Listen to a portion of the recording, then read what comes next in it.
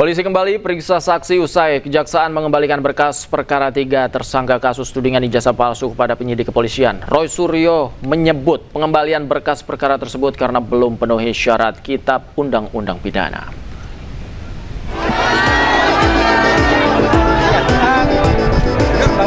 Kejaksaan mengembalikan berkas perkara 3 tersangka kasus tudingan ijazah palsu kepada penyidik kepolisian. 3 tersangka yang dimaksud yakni Roy Suryo, Rismon Senipar, dan Tifauzia Tiasuma.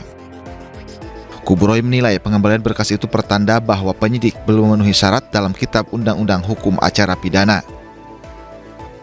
Maka alhamdulillah kalau saya sesuai dengan prediksi saya P19.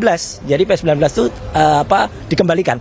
Memang ada jatah waktu P19 itu adalah 14 hari dalam KUHP lama. Dalam KUHP baru memang nggak ada detail, tetapi artinya hampir sama. Jadi kalau itu dikembalikan, maka nanti akan ada pengembalian lagi bolak-balik sampai dengan P21. Dan memang harusnya bolak-balik itu tidak boleh selamanya bolak-balik. Memang nanti kalau kemudian jaksa peneliti atau kejaksaan itu melihat berkasnya ini tidak komplit atau tidak memenuhi syarat, ya bisa berhenti. Artinya selesai, artinya perkara tidak jadi naik, tidak jadi dilimpahkan tapi tidak bisa naik, dan akhirnya perkara harus di SP3 atau berhenti. Sementara itu, Kabid Humas Polda Metro Jaya Kombes Pol Budi Hermanto mengatakan Kejaksaan merekomendasikan penyidik untuk melanjutkan pemeriksaan terhadap saksi dan ahli yang diajukan oleh para tersangka. Selain itu, penyidik juga akan mendalami bukti lain terkait tudingan ijazah palsu. Tim Liputan iNews melaporkan. Dan pemirsa, untuk mengetahui informasi terkini pasca pengembalian berkas perkara Roy Suryo CS, kami telah terhubung dengan jurnalis iNews Wenda Nura di Polda Metro Jaya. Selamat malam, Wenda. Mengapa berkas Roy Suryo CS dikembalikan ke Polda Metro Jaya? Ya, selamat malam Davi dan juga pemirsa. Pemeriksaan saksi yang meringankan dari pihak Roy Suryo mengenai isu ijazah Jokowi atau Presiden ke-7 Republik Indonesia ini sebetulnya sudah selesai dilaksanakan sejak sore hari tadi. Dan Roy Suryo memang turut hadir mendampingi langsung para saksi yang diperiksa hari ini. Dan agenda pemeriksaan hari ini sebetulnya ada 3 saksi ahli yang dijadwalkan hadir untuk pemeriksaan, namun memang 2 ahli pidana ini berhalangan untuk hadir hari ini sehingga akan dijadwalkan ulang, sehingga ada 1 ahli bahasa dan juga 3 saksi lainnya yang hadir di pemeriksaan yang dilaksanakan pada siang hari tadi. Dan menanggapi isu adanya berkas yang dikembalikan ke penyidik Polda Metro Jaya dari pihak Kejaksaan, Roy Suryo mengatakan bahwa ia sudah menduga hal itu akan terjadi karena jika dibandingkan dengan saksi dari pihak penggugat ataupun dari pihak Jokowi, saksi dari pihak Roy Suryo ini masih ada sedikit perbedaan begitu. Jadi masih sedikit saksi dari pihak Roy Suryo, sehingga Roy Suryo pun tadi mengatakan bahwa dari P19 ataupun pengembalian berkas ke penyidik ini ada rentang waktunya, ada 14 hari. Nah, jadi dari 14 hari tersebut Roy Suryo ini sudah menyiapkan beberapa saksi lainnya, diantaranya ada sekitar 5 saksi ahli dan juga 6 saksi lainnya untuk tentunya meringankan dari pihak Roy Suryo begitu.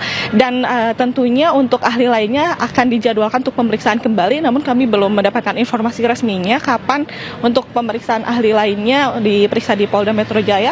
Namun yang pasti Roy Suryo pun tadi mengatakan bahwa memang dengan adanya P19 ini memang cukup meringankan bagi pihak Roy Suryo karena memang ada saksi-saksi lainnya yang sudah disiapkan dan tentunya akan meringankan dari pihak Roy Suryo. Namun tentunya kita akan menunggu setelah 14 hari ke depan ini dari P19 ini apakah nantinya si berkas ini akan dikembalikan ke Kejaksaan, dan kita nantikan lebih lengkap lagi setelah jarak waktu P19 ini berakhir. Sementara demikian, Davi. Baik, terima kasih Wenda Nura melaporkan langsung dari Polda Metro Jaya. Selamat malam, selamat bertugas kembali. Kita ke kasus lain, pemirsa. Komika Panji Pragiwaksono memenuhi panggilan Barreskrim Polri. Panji hadir terkait laporan Aliansi Pemuda Toraja yang dilayangkan pada 3 November 2025.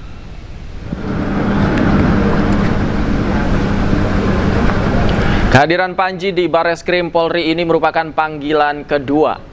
Kuasa hukum Panji, Haris Azhar, menjelaskan bahwa kliennya sebelumnya belum dapat memenuhi panggilan karena berada di luar negeri. Panji diperiksa terkait dugaan penghinaan atau ujaran kebencian bermuatan sara terhadap masyarakat Toraja. Dalam pemeriksaan ini, Panji dicecar sebanyak 48 pertanyaan.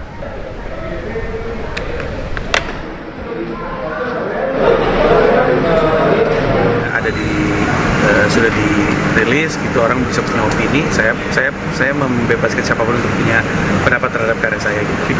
Bagi saya itu adalah pertunjukan komedi desain untuk Pemirsa, gudang layanan belanja daring di Jalan Ampera Raya, Pasar Minggu, Jakarta Selatan diserang sekelompok orang tak dikenal. Belum diketahui motif dari penyerangan dan polisi masih melakukan penyelidikan.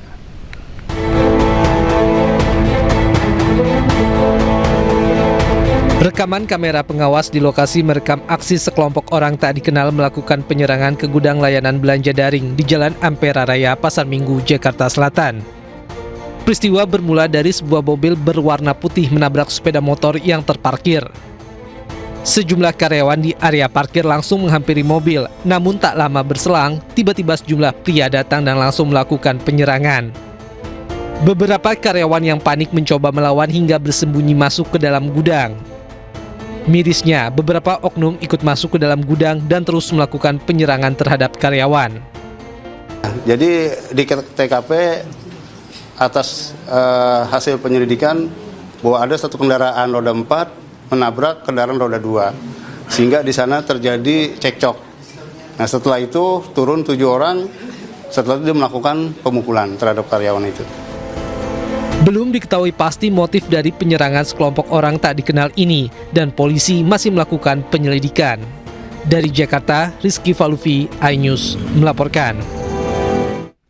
Pemirsa, Polda Metro Jaya mengkonfirmasi anggota Babin Kamtipmas yang viral bersama tukang es gabus tidak melakukan penganiayaan. Selain itu, es gabus tersebut juga terbukti tidak berbahan spons dan tidak berbahaya.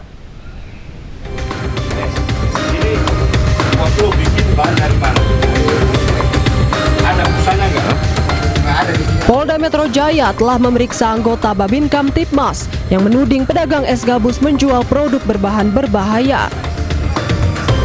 Hasilnya, Propam tidak menemukan adanya penganiayaan yang dilakukan anggota Babin Kamtipmas tersebut.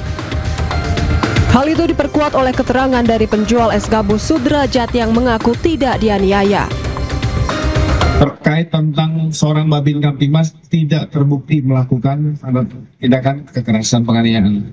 Ini juga didukung dari keterangan Pak Sudrajat ya. Sudah berkali-kali Pak Sudrajat menyampaikan bahwa Babin Kamtipmas tidak melakukan pemukulan.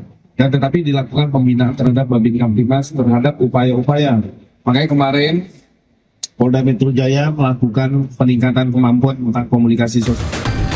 Selain itu, polisi juga mengungkap hasil laboratorium forensik dari kandungan es jadul tersebut tidak berbahaya. Seluruh sampel es kue, es gabus, agar-agar, dan coklat meses dipastikan aman dan layak dikonsumsi. Setelah pemeriksaan dinyatakan aman, polisi memberikan penggantian uang atas barang dagangan yang sempat diamankan untuk pemeriksaan. Sebelumnya, Sudrajat dituduh menjual es kue berbahan spons dan digerebek anggota Babin Kamtipmas dan Babinsa di kawasan Kemayoran, Jakarta Pusat. Kapolsek Kemayoran membantah anggotanya melakukan penganiayaan dan hanya menangani aduan masyarakat. Setelah diselidiki tim keamanan pangan Dokpol Polda Metro Jaya, es tersebut tidak mengandung bahan berbahaya. Tim Liputan iNews melaporkan.